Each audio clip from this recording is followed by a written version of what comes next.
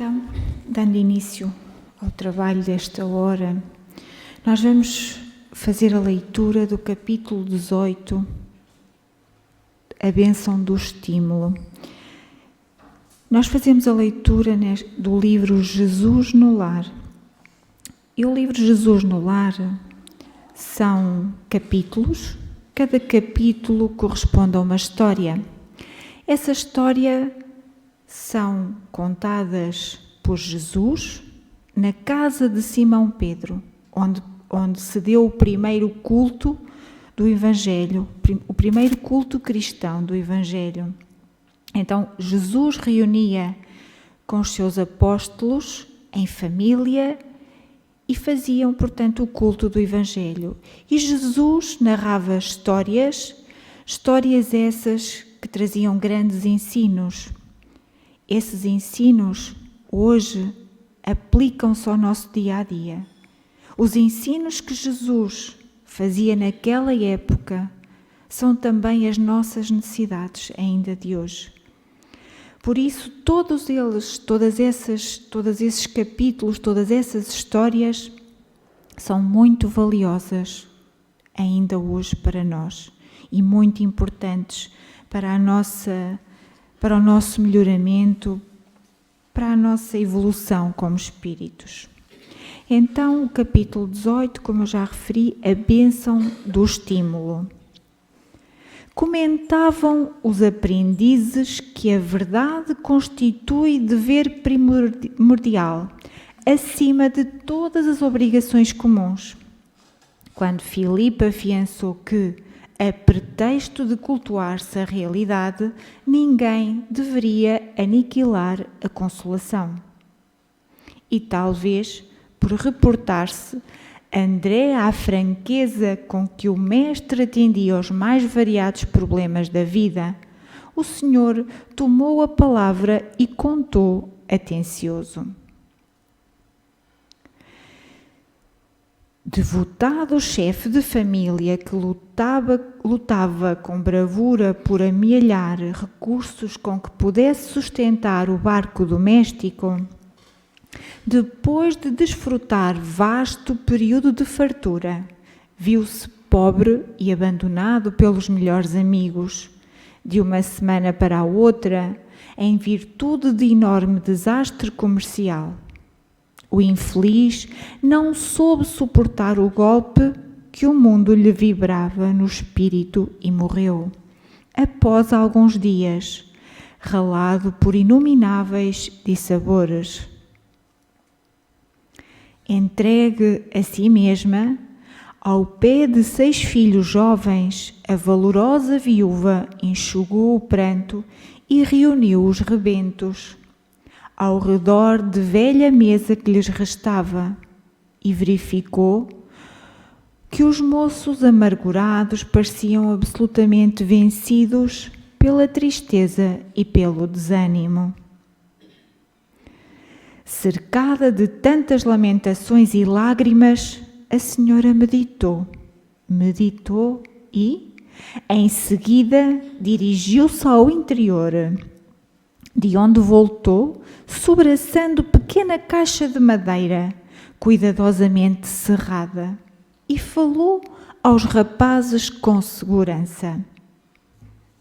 Meus filhos, não nos achamos em tamanha miserabilidade.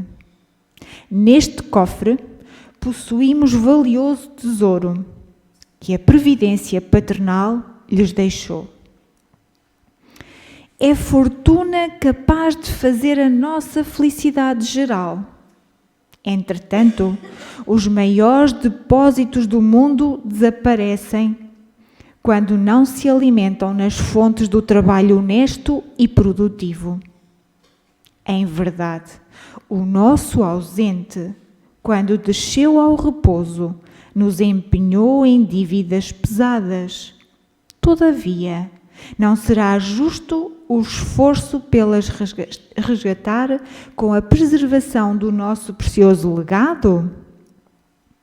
Aproveitemos o tempo, melhorando a própria sorte e, se concordam comigo, abriremos a caixa mais tarde, a menos que as exigências do pão se façam insuperáveis.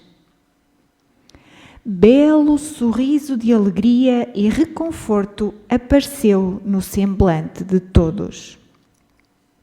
Ninguém discordou da sugestão materna.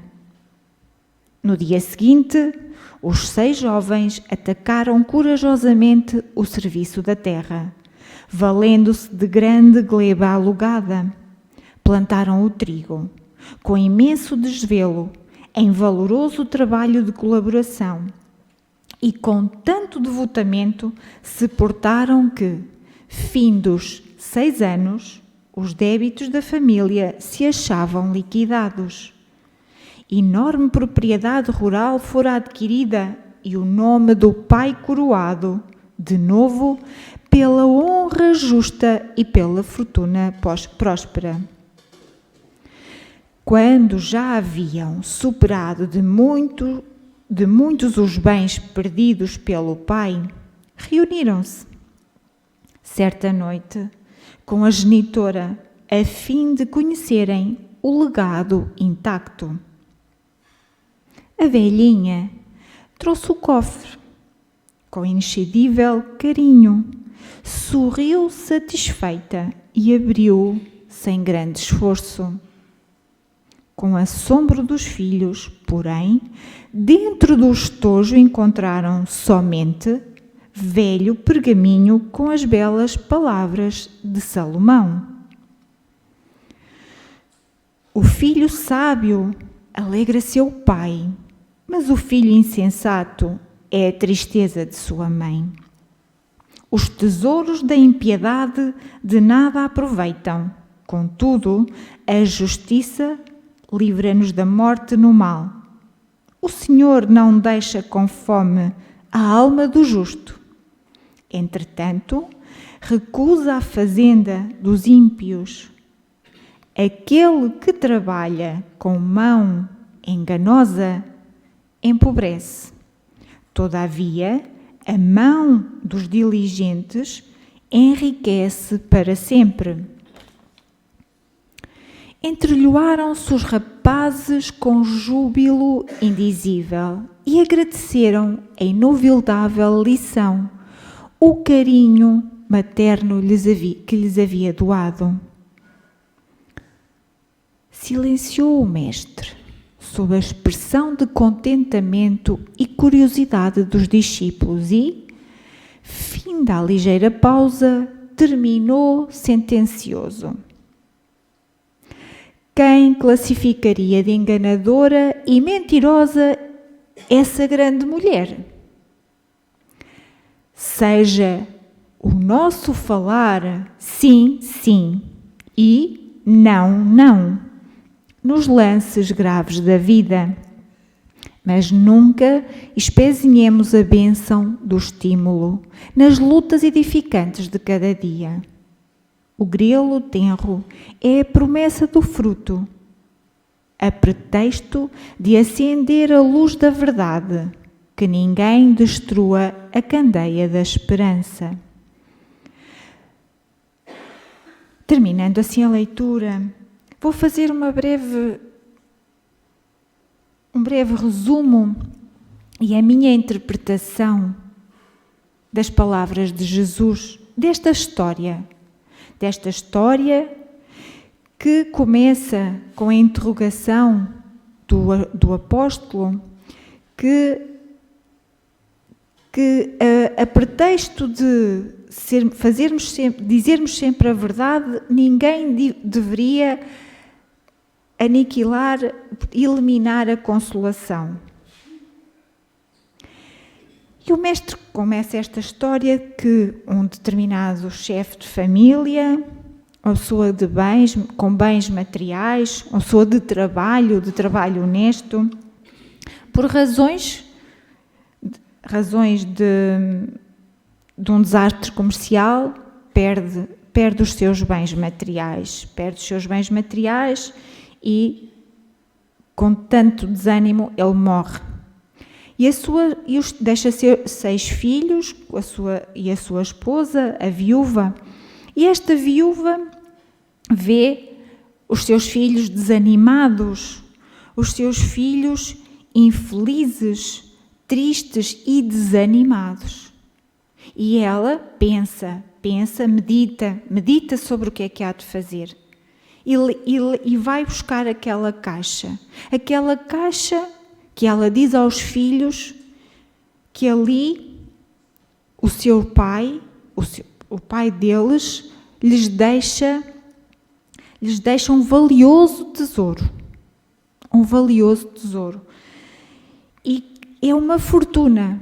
Ela tem este discurso perante os filhos, mas que eles devem trabalhar para superar. Mas caso haja necessidade, eles têm ali onde recorrer. E até lhes diz aqui que os maiores depósitos do mundo desaparecem quando não se alimentam nas fontes do trabalho.